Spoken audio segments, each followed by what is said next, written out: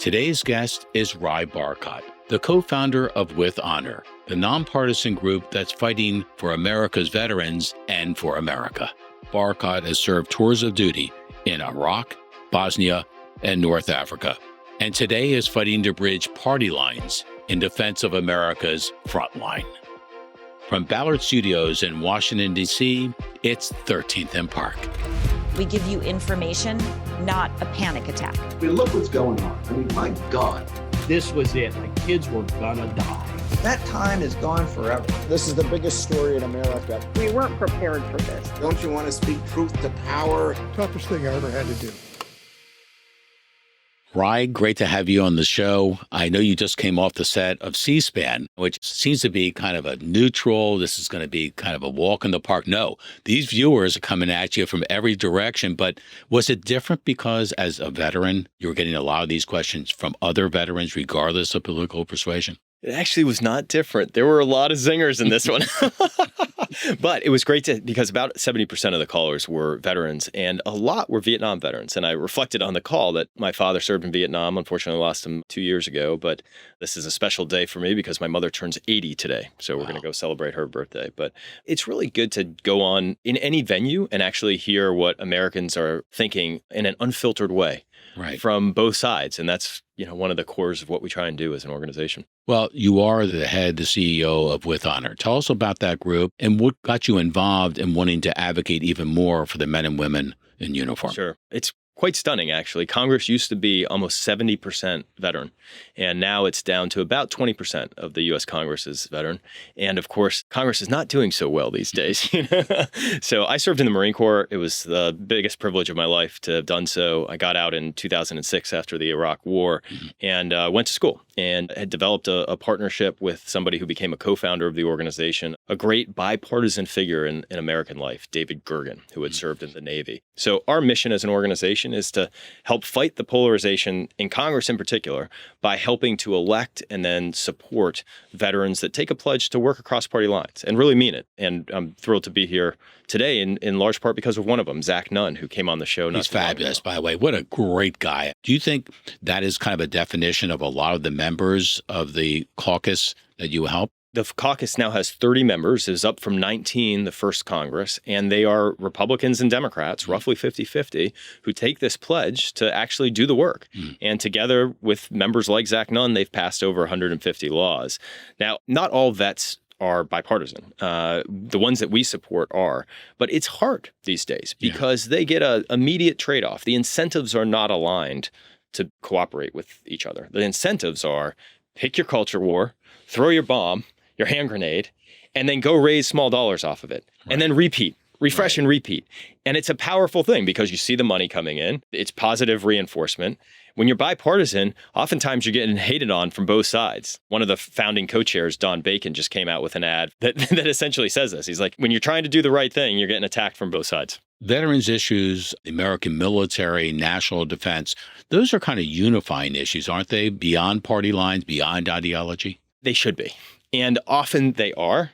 But what we've seen since I started the organization 7 years ago is that trust in the military was the only public institution 7 years ago that had trust across party lines above 50%. That has dipped over the last 7 years. What has not dipped yet, and part of the reason why With Honor focuses on veterans as a bridge across these political tribes, is that Americans from both parties still trust and appreciate the service of veterans and their spouses. That's a sacred trust. It's not one that we should take for granted. I mentioned there were a lot of Vietnam vets that called in on this morning. One of the callers even mentioned it. They came back to individuals who took out their frustrations on the war on the veterans and were treated without respect. And that's not okay. So we can't take it for granted that vets are still a bridge across party lines, but right now they are. And that's part of the reason at With Honor why we've really focused on saying, okay, let's help build this core group in a very divisive time and then support them in getting things done that matter. What was it about your own experience in the Marines that maybe motivated you to try to take that flag and run with it on behalf, again, of the men and women who wear the uniform? So I served in the counterintelligence and human field in the Marines from 2001 to 2006. It was the same military occupational specialty as one of the vets who had served in the caucus, Mike Gallagher. Sure. And we got to know each other over the years. And then I went to the basic school. Mike's a Republican. I went to the basic school with Seth Moulton, who's a Democrat, and served 4 tours in Iraq. And, what I saw at that period of time was we never talked about how we thought about the world of politics necessarily. We talked about policies, but we were on a common mission together. And that's what every veteran has in common. They've taken an oath to give up to and including their lives, if so called. And they will pursue the mission no matter what their brother or sister on their right believe. You're there with a common mission for the country. And that is a glue that we desperately need to get back to in this nation. You use the word mission, and that's the right word, especially coming out of the military.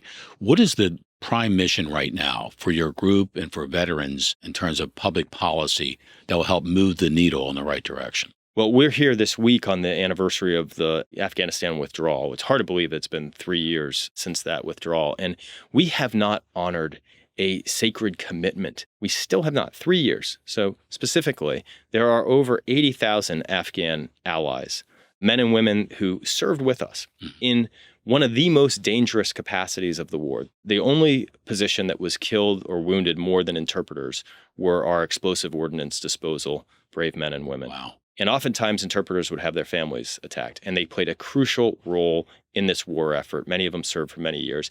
And we have not given those that are here in the United States, over 80,000 of them, half of them, do not even have a pathway towards legal permanent residence. Why does that happen? It's not happened because Americans don't support it. It actually is widely supported across party lines. It's happened because it's very difficult in our Congress to just get anything done. So Republican Marionette Miller Meeks, who's the vice chair of the Four Country Caucus, has teamed up with the chairman of the caucus, a Democrat named Jason Crow. We've got Senate counterparts, Jack Reed and Roger Wicker, also veterans. Our top priority this year is to pass this. It's called the Afghan Adjustment Act, and let's do right for our Afghan allies. And obviously this is a week when we can take a moment, pause, and reflect and say, wow, 3 years.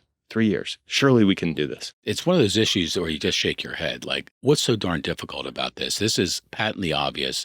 These are men and women and families who risk their lives for us. Yes. And they come here, and yet we're basically saying, we're trying, but you might have to wait a long time for us to embrace that. Yeah. And they have all sorts of different talents, but they are 100% committed to this country. And many of them want to serve, actually, in uniform again. Wow. That's one of the key issues. Another one for us is supporting our allies in the fight against democracy. I mentioned that we're leading a bipartisan delegation to Ukraine in a month. Congressman Don Bacon and Jimmy Panetta, who founded the Four Country Caucus, in addition to former Senator Rob Portman, and a number of other individuals that care about the global fight for democracy. And you think there really is a global fight that's afoot? Oh, absolutely. I mean, the world has fragmented into authoritarianism and democracy. And we would be kidding ourselves if we didn't think that there was a unifying effect for our adversaries. I was with Senator Dan Sullivan, and for the first time in many, many years, maybe ever, Russian and Chinese military have collaborated together on flyovers coming into American airspace. We are following a developing story this morning. For the first time ever, 2 Chinese military planes have been intercepted in international waters near Alaska. That's according to the North American Aerospace Defense Command. The Chinese bombers were accompanied by 2 Russian long-range bombers yesterday. U.S. and Canadian fighter jets were sent up in response, but things ended without incident. You've done a lot of work in trying to kind of meld the military and clean energy. Why is that such a big deal, not only for our national defense, but for advancing, into a world where clean energy is becoming more and more a part of the formula? This work came about organically from the members in this bipartisan caucus who said, we want to work on this. And I give a big tip of the hat to someone who's become a very good friend, Jay Faison, who's an entrepreneur and established an organization called ClearPath. ClearPath is mostly focused in Republican circles to help advance clean energy policies that make sense. It's an area where we have a lot of agreement across party lines, but you have to work at it to actually get anything done. So we're going into an election cycle, believe it or not, in case that wasn't obvious. And you had an experience in Fallujah that really kind of opened your eyes about the power of democracy that had nothing to do with the United States campaigns and politics, everything to do with the practice of democracy half a world away. Yeah, it's a great example of something that every American can do that actually really makes an impact and that our democracy needs across party lines. And that is to volunteer as a poll worker. It's actually not even volunteering. You get paid to do it on election day. But America needs about 1 million poll workers. I didn't know about this. It was brought to my attention by a former Four Country Caucus member, Adam Kinzinger, who is the co-chair of this nonpartisan organization called Power the Polls. And what Power the Polls is focused on is getting poll workers in every congressional district and hitting our numbers so that we can, run a smooth election during an election that could be extremely close and contested. And so I wrote an op-ed for the group. I joined the advisory board, wrote an op-ed for Stars and Stripes, and mainly focused on letting our military families know, and spouses as well as servicemen and women, about this opportunity for their kids and themselves to be able to volunteer as a poll worker.